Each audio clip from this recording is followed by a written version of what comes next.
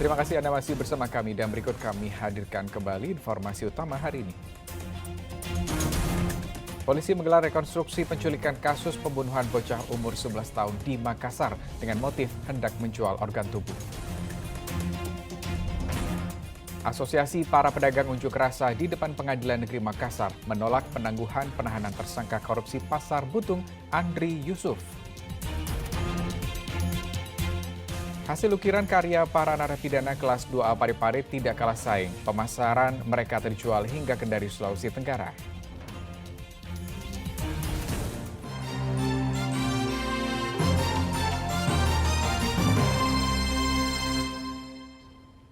Ya, hasil ukiran karya para narapidana Lembaga Permasyarakatan kelas 2A Kota Parepare tidak kalah saing. Pemasaran mereka terjual hingga Kendari, Sulawesi Tenggara.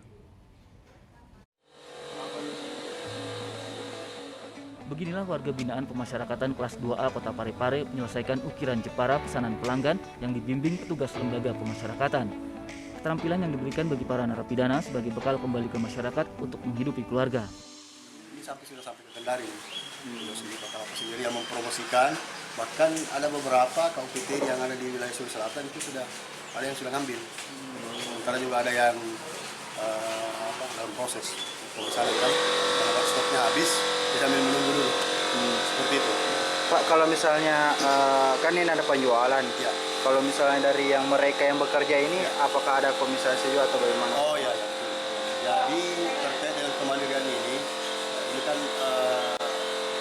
sarana yang kita siapkan kan sarana edukasi. Nah, itu mereka dipekerjakan untuk premi ya, tetap ada. Itu 50% untuk warga binaan yang kerja, 50% untuk operasional, dan 50% peran itu dibagi dua lagi. 35% untuk modal kembali, dan 15%-nya untuk PNBP-nya, orang kas negara. Pemasaran hasil kerajinan karya warga binaan terjual hingga Kendari, Sulawesi Tenggara. Salah satu warga binaan, Aminuddin, mengaku ratusan karyanya sudah laku terjual dalam 3 tahun terakhir. Sebagian hasil penjualan diserahkan kepada keluarga. Bagaimana Pak dengan adanya bimbingan Pak dari lapas sendiri terkait mebel ini? Sangat membantu bagi kami warga binaan karena bisa ada pemasukan untuk beli rokok, uang sabun, atau Indomie apa semua itu tidak mengharap lagi dari luar. Jadi masih tetap bisa kerja walaupun mas tahanan Pak ya? Iya. Oke. Ini sudah berapa lama Pak bimbingan kita ikuti? Sudah 3 tahun. 3 tahun. 3 tahun. Kurang lebih 3 tahun. Oke. Pak, sudah berapa banyak Pak yang Bapak hasilkan ini? Sudah ratusan. Sudah ratusan Pak ya? Mulai zamannya Pak Abdul Kasdi.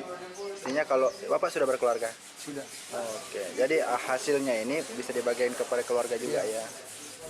Tiap ukiran Jepara seperti satu set kursi dijual bervariasi mulai 4 juta rupiah hingga 7 juta rupiah tergantung ukuran kursi. Hasil penjualan dibagi masing-masing 50% untuk warga binaan dan 50% untuk modal kerja yang dikelola petugas lembaga pemasyarakatan. Suardi Gatang melaporkan dari Kota Parepare. Kita ke informasi lain, Kementerian Agama Sulawesi Selatan memperkirakan jemaah haji Sulawesi Selatan tahun 2023 akan mendapatkan kuota haji sebanyak 7.272 orang. Jumlah calon jemaah haji tahun ini naik 2 kali lipat dibandingkan kuota haji tahun 2022.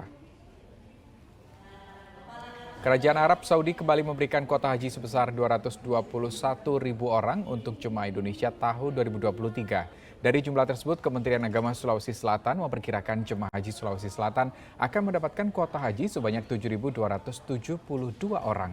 Jumlah calon jemaah haji ini naik 3.970 orang atau 2 kali lipat dibanding kuota haji tahun 2022 yang hanya 3.302 orang. Jumlah tersebut akan dibagi dalam 19 kloter dengan rincian 393 orang setiap kloternya. Sementara perkiraan kuota haji untuk embarkasi Makassar mencapai 15.683 orang terdiri dari 41 kloter. Kota embarkasi Makassar ada 15.683 dengan jumlah kloter 41 atau 205 petugas haji per haji kloter dari seluruh embarkasi Makassar yang terdiri dari Provinsi Sulawesi Selatan, Provinsi Sulawesi Tenggara, Provinsi Gorontalo, Provinsi Sulawesi Barat. Asosiasi para pedagang unjuk rasa di depan Pengadilan Negeri Makassar menolak pengajuan penangguhan penahanan tersangka korupsi Andri Yusuf. Kepala Koperasi Serba Usaha Bina Duta itu ditahan usai menjadi tersangka korupsi sewa lapak dan jasa produksi Pasar Butung Makassar. Sepi pembeli, begitulah kondisi terkini Pasar Butung di Jalan Sulawesi, Kecamatan Wajo, Kota Makassar. Aktivitas transaksi di pasar grosir terbesar kawasan Indonesia Timur ini menurun imbas kisruh pengelolaan yang masih dipegang pihak swasta hingga 2037. Bahkan Kepala Koperasi Serba Usaha Bina Duta, Andri Yusuf alias Daeng Sewang yang mengelola Pasar Butung menjadi tersangka korupsi. Andri Yusuf diklaim menyalahgunakan jabatan hingga merugikan negara 14 miliar rupiah. Usai pengacara tersangka mengajukan penangguhan penahanan, Asosiasi Para Pedagang Unjuk Rasa mengajukan penolakan di depan Pengadilan Negeri Makassar. Mereka mengirimkan surat protes yang diterima Humas Pengadilan Negeri Makassar. Sebagai humas dan tidak kami menerima aspirasi. Aspirasi salah satunya poin adalah yang terpenting adalah meminta kepada majelis hakim untuk tidak melakukan proses pengalihan penahanan.